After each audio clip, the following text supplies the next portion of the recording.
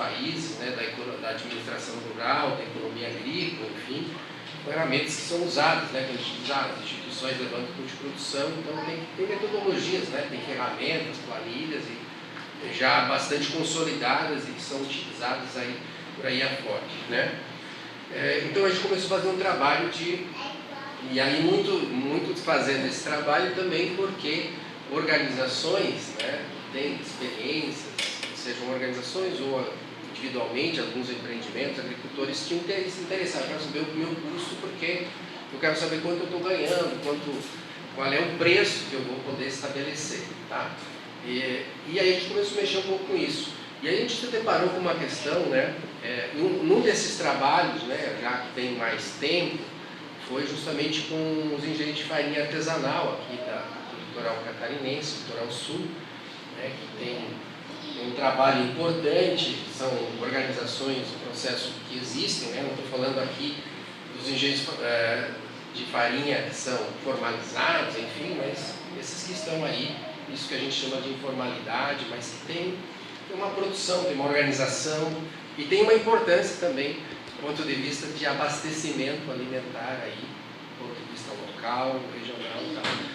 Então, o preço começou a aparecer, né? Tipo, a gente precisa discutir precificação, como está aparecendo aqui, né? Nesses projetos, nessa interlocução, a gente começou a pensar, bom, por que não tem ferramentas, né, de precificação? O que a gente está começando a observar, né? Aí a gente está nas células de consumo, né? Mas na hora de precificar, o que a gente faz objetivamente? Como é que precifica? Define o preço, né? Se tem uma transação comercial, um mediador dessa transação comercial, né? Produto, serviço, enfim, é mediado pelo preço, né? É assim que funciona. Quanto é o preço? Como é que faz isso, né? Então, como é que eu começo a observar que a gente começa a chegar num instrumento de como é que isso é feito, né? Como é que isso é feito pelas empresas de modo geral, né? Qualquer empresa de modo geral, quem aprende dentro da contabilidade, da administração, faz, né? Tem ferramentas, né? Tu encontra na internet ali, aquelas ferramentas que estão na literatura sobre preços, sobre precificação, custos e tal, que vai dizer o seguinte: custo mais margem igual a preço, tá? Ou invertendo a outra tradicional, preço de mercado, né? Qual é o preço de mercado? Aí o preço médio, né? O preço foi uma padronização de produto, menos custo igual a margem. É assim que faz, né? E aí quando a gente começa a ver que a gente começa a usar essa ferramenta no dia a dia, né, do processo aí gerencial das nossas organizações. Nós precisamos comprar, vender e tal. Temos custos, sim, enfim. Estamos trabalhando com experiências de organizações que são alternativas, que é o elemento da reciprocidade ou da solidariedade, tá? E é esse elemento, tá, gente, que ele faz com que eu consiga... Por que um cara produz queijo, né? O colega do Sebrae falou aqui, produz queijo e vende a R$35 o quilo para um intermediário, enfim, vai para a feira, vende direto. Isso aí. A gente faz a conta, o leite, né? O leite, pelo preço de mercado, sai R$2,30, só o leite já dá R$30. Não é possível, o cara não quebra? Não quebra. Por que ele não quebra? Porque ele não compra os recursos que ele está. Ele consegue os recursos por reciprocidade. E aí quando a gente vai pensar em custo, a gente pega essa metodologia tradicional, a gente precifica o leite a preço de mercado, o preço do trabalho que a pessoa que fez o queijo, ao preço da hora de trabalho média, salário, diário, e a gente cria uma conta abstrata do que é o custo. Esse agricultor não vai quebrar se ele vender ali. A gente pode interpretar que ele está ganhando pouco e tal, ele pode até ter essa percepção, na maioria das vezes tem, né? Podia ganhar mais, porque aí entra, isso que eu estou chamando a atenção é que aí nesse sentido a gente tem começado a fazer um movimento de trabalhar a partir de uma outra chave, né? A gente acaba precisando de uma ferramenta, vamos dizer assim, para definir o preço, né? O que eu gasto e o que é trabalho. Aí eu falo do trabalho próprio, se é um empreendimento próprio, se é uma organização, o que ele tem de recurso obtido por reciprocidade. E aí tem uma ferramenta uma metodologia, vamos dizer assim, que tem sido usada há mais tempo, aí foi desenvolvida, acho que, com o pessoal da economia crítica, né?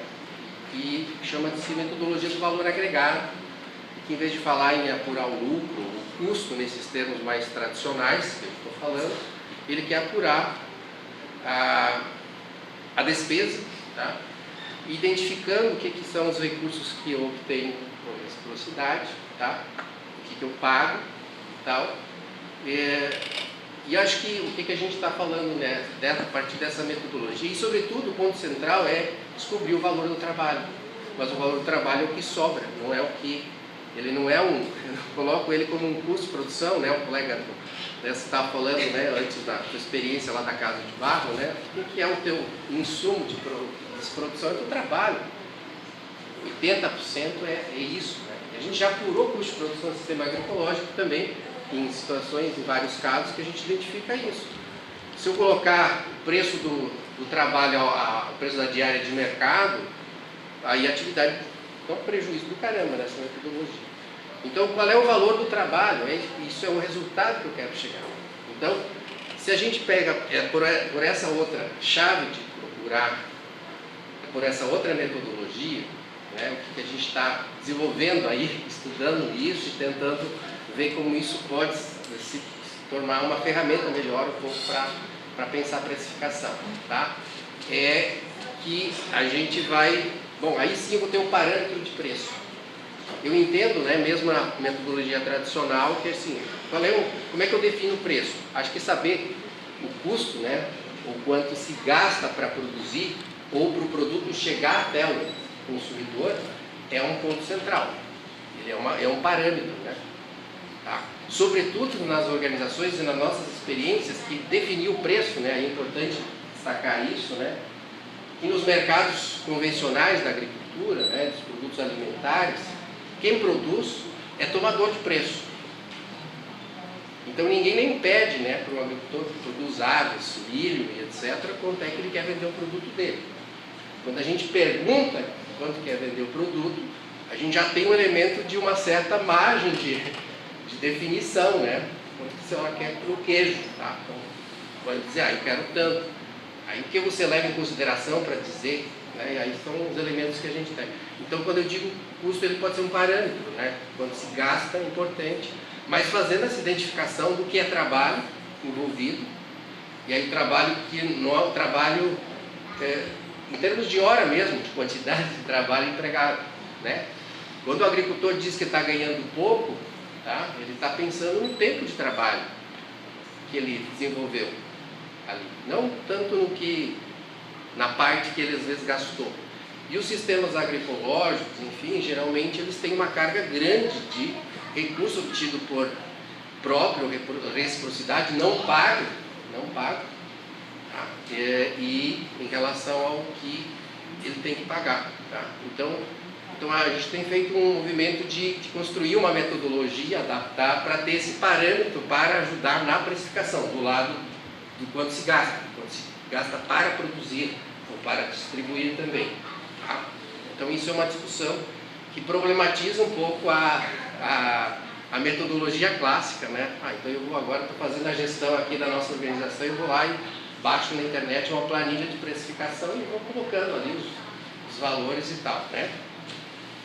E claro que isso pode ajudar, vamos dizer assim, eu estou acabando, claro que essa interlocução, esses meios de interlocução, de comunicação entre quem produz e quem consome, são centrais, né, para definir quanto é o preço justo.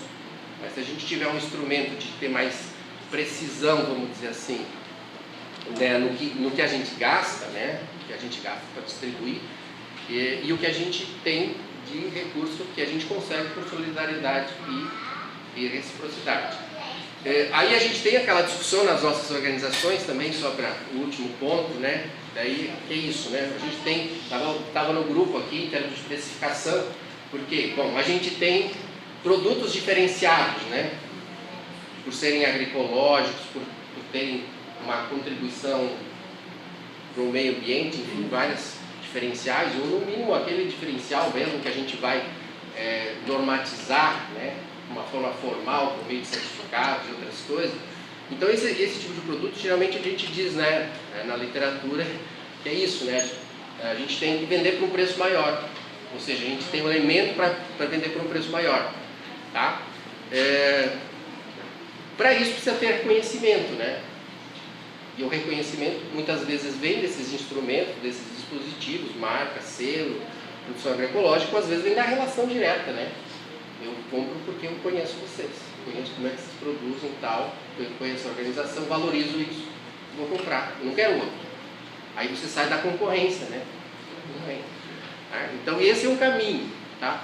Por outro lado, né, eu tenho estudado também, eu tenho chamado a atenção para alguns colegas aí que estudam sistemas agroalimentares, agricultura familiar, né, tem se estudado muito os mercados, né? O René falou aqui dos mercados, construir mercados, né? O que vocês têm feito com as organizações, né? O mercado não está dado, eu posso criar um mercado novo. E essa distribuição desse mercado de reciprocidade, a gente precisa prestar mais atenção nisso, né?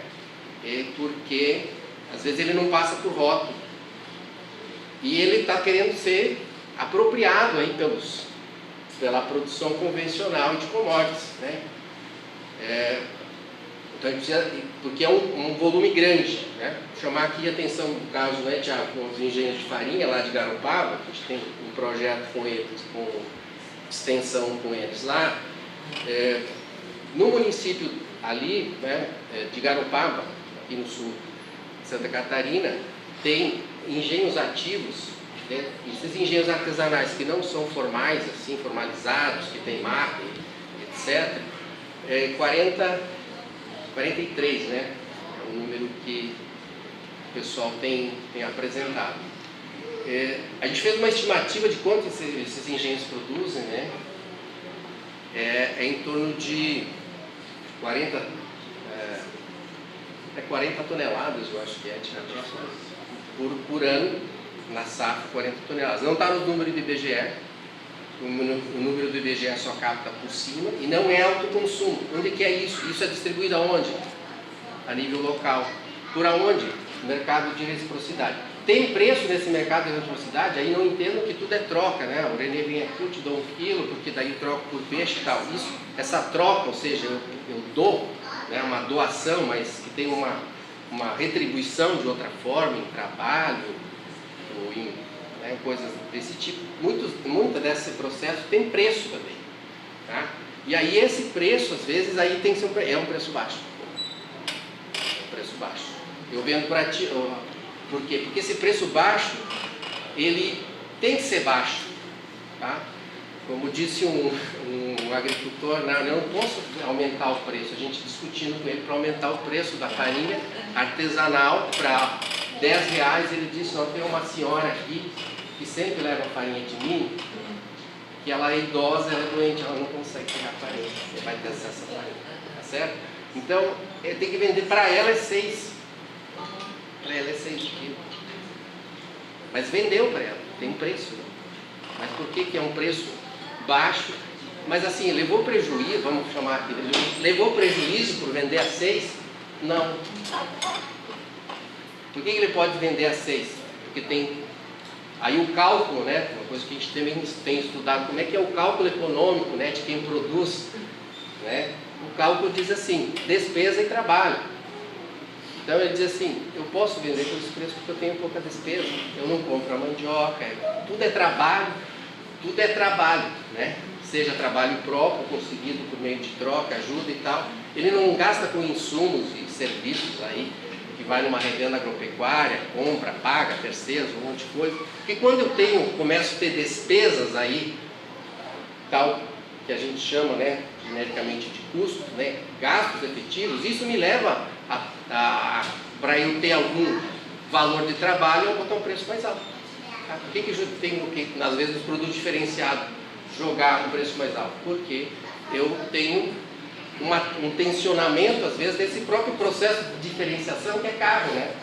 Eu tenho certificado, tenho rótulo, tenho não sei o que e tal, para a gente ter mais recursos que a gente precisa para produzir, distribuir os alimentos obtido por reciprocidade. É isso que pode assegurar que o valor do trabalho de quem está envolvido nisso seja um pouquinho mais mais barato, mais valorizado, né?